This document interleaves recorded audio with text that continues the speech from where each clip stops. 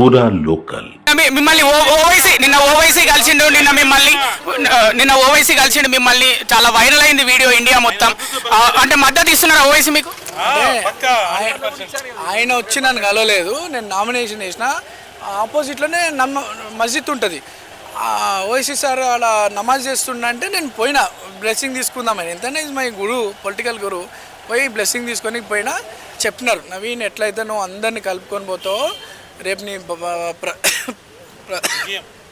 ప్రజల ఆశీస్సులతో గెలిస్తే అందరితో అట్లే కలుపుకొని డెవలప్మెంట్ మీద బాగా కాన్సన్ట్రేట్ చేసి మంచి పేరు సంపాదించుకో, మా సపోర్ట్ ఉంటుందని చెప్పి. మీకు ఓటేస్తే మజ్లిస్కి ఓటేసినట్టే అని బీజేపీ వాళ్ళు అంటున్నారు, ఏం చెప్తారు? వాళ్ళకి ఇక్కడ డెవలప్మెంట్ చేయడానికి చేత కాదు. ఇవన్నీ మా మధ్యలో డిఫరెన్సెస్ దేనికి అవన్నీ మాటలు అవన్నీ పట్టించుకోము. జూబ్లీహిల్స్ ప్రాంత ప్రజలందరూ కూడా అభివృద్ధి చూడండి, అభివృద్ధి లక్ష్యంగానే మేము మీ ముందుకు వస్తున్నాం. 150 కోట్లతో డెవలప్మెంట్ యాక్టివిటీస్ చేసింది కాంగ్రెస్ పార్టీ. సంక్షేమ పథకాలు కూడా అర్హులైనటువంటి వాళ్ళందరికీ ఇస్తుంది.